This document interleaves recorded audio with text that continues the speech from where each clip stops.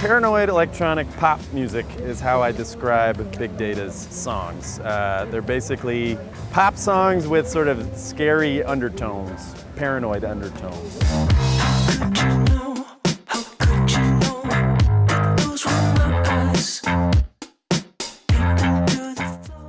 It's like the field of taking massive quantities of data and trying to distill that into stuff we can use, stuff companies can use, stuff the government can use. All this information that we're all creating constantly is being collected somewhere. And once I had the name for the project, all the lyrics kind of started skewing towards this more paranoid and, technology-related angle.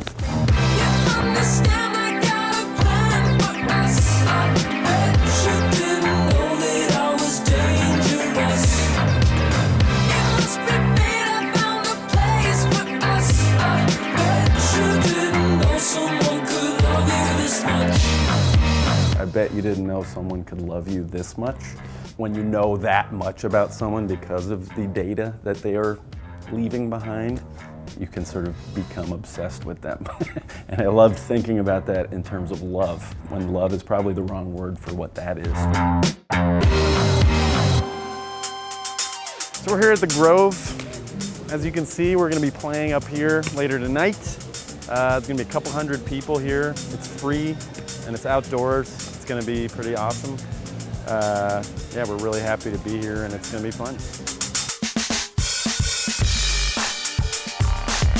My earliest musical memory is when I was 5 years old and my parents bought Thriller, and I remember them putting it on and I freaked out, and I just kind of ran around the house and jumped around a lot. And that was kind of the first time I can clearly remember music messing me up.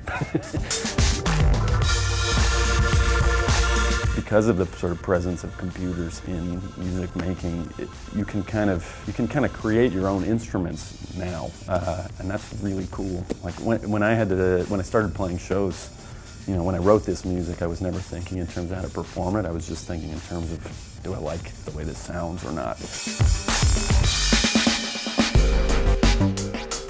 There isn't a set way to write a hook.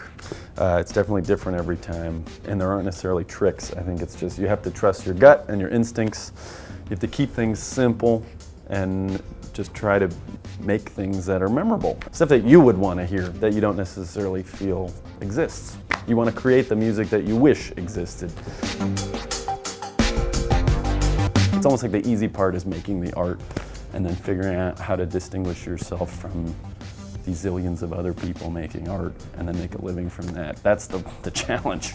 So I think in order to get there, you have to be an entrepreneur and you have to be creative about how you market yourself and how you use the internet and the different tools that are out there.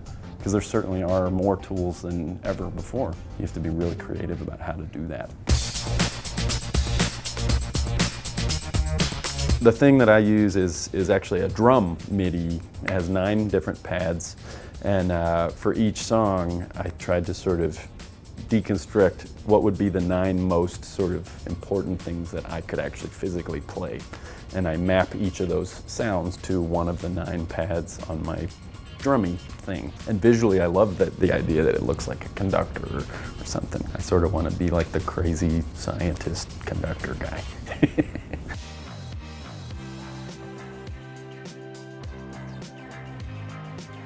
My name is Alan Wilkis, otherwise known as Big Data, and this is my backstage diary at the Summer Grove concert series.